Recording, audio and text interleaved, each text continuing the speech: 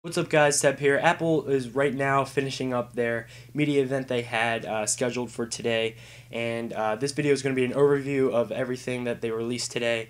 Now bear with me, this is new information and I'm not going to know everything, so just let me read everything off this iPad I have in front of me here. Just the important things, basically the main focal points of everything that came from today. Now, if you didn't know, this media event was basically for the iPhone. They're going to release their new one, like we've been seeing in the past months with all these rumors of a new iPhone. Day has finally come. So they first started out with their usual sales records, how many iPhones they've sold, blah blah blah, things like that. Really boring stuff. We really just want to get to the meat of everything, right? So they did release a new iPhone. Exactly like what we've been seeing over the past couple months. They decided to call it the iPhone 5, not the new iPhone like some people thought it was going to be called.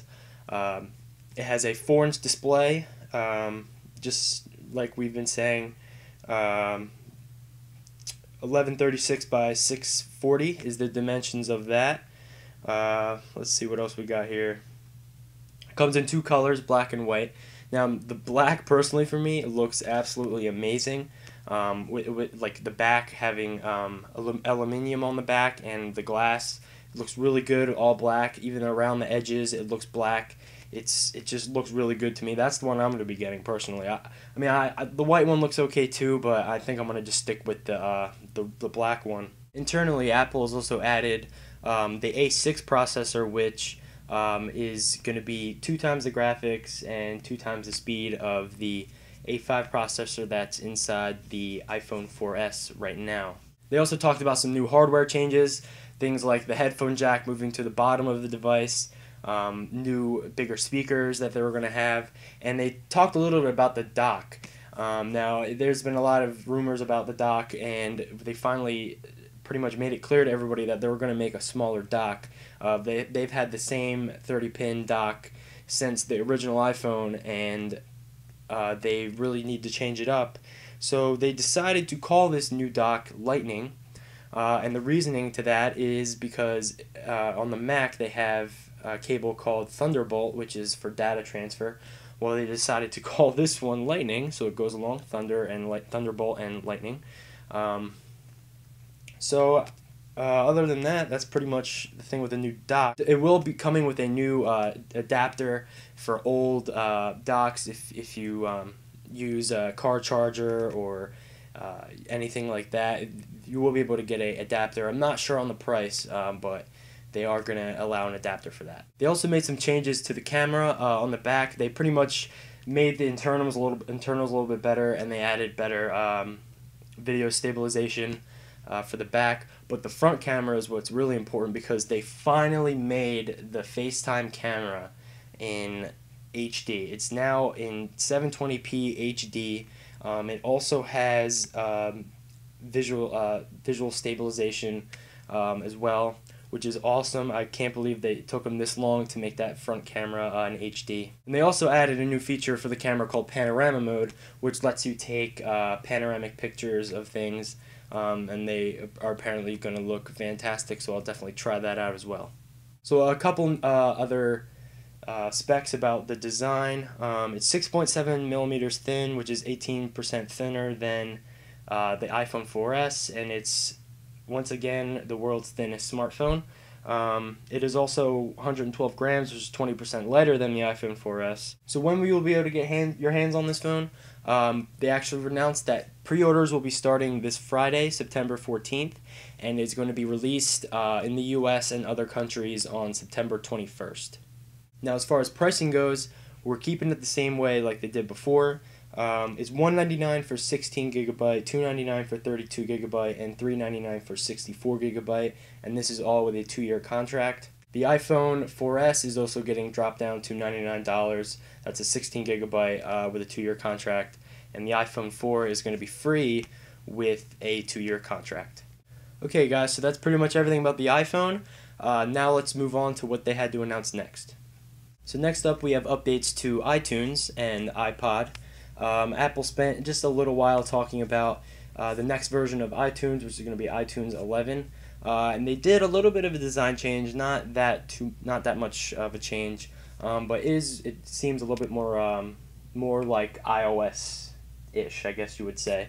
So it is going to be called iOS 11, and when you want to look at your albums, it opens up just like in a folder on your iOS device and shows you all the songs and things like that.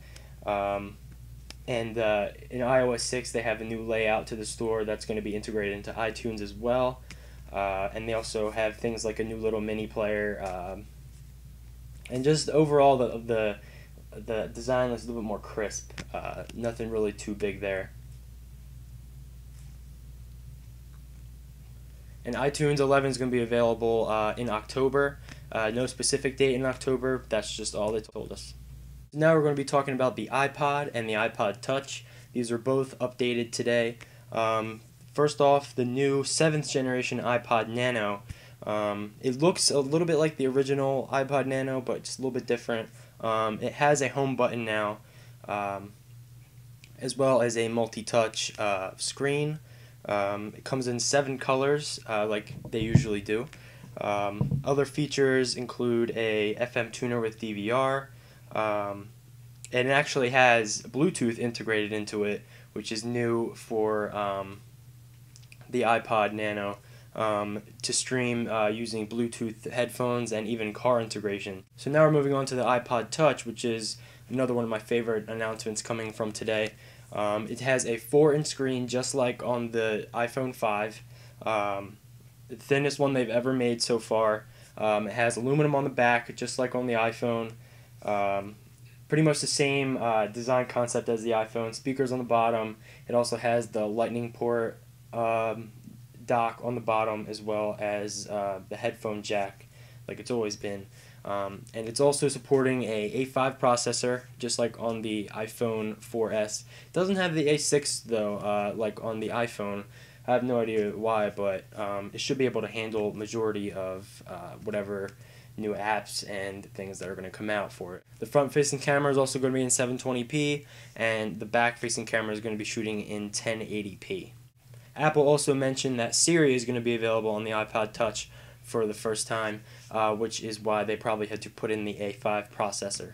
Now, Apple announced something for the iPod Touch, something called Loop, which is a aluminum circle on the back of the iPod Touch, which basically is a little clip for a wristband that you can put around your arm, so you don't lose your iPod Touch if you're walking around. It comes in a lot of different colors to support the different colors that are going to be on the iPod Touch as well. Now, as far as pricing goes for the Nano and the Touch, the Nano is going to be at $149, and the 5th generation iPod Touch is going to be $299 for a 32 gigabyte and $399 for a 64 gigabyte. So I think they're dropping off the 16 gigabyte. However, the iPod Touch 4th generation is still going to be the same prices at the 16 and 32 gigabyte range. Both the new iPod Nano and the iPod Touch will be available in October. Apple has also updated their headphones. We saw pictures of the new headphones a couple weeks ago, and they finally announced them. They're going to be called EarPods, and basically they're earbuds that can fit the majority of everyone's ear, and the speaker actually goes into the ear canal. That's what makes them different.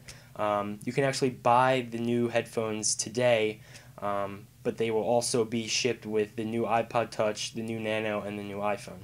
So guys, that's everything that they had recapped today, from the new iPhone, the new Nano, iTunes, the iPod Touch, pretty much a whole smorgasbord today of different products from Apple. I'm really excited to get my hands on the new iPhone. Definitely gonna get one of those in the next week. I'll have a lot of coverage on that and my review as well. So I want to thank you guys for watching. Make sure if you haven't done already, you like the video and subscribe to my channel for more videos like this. Until then, I'll see you guys later.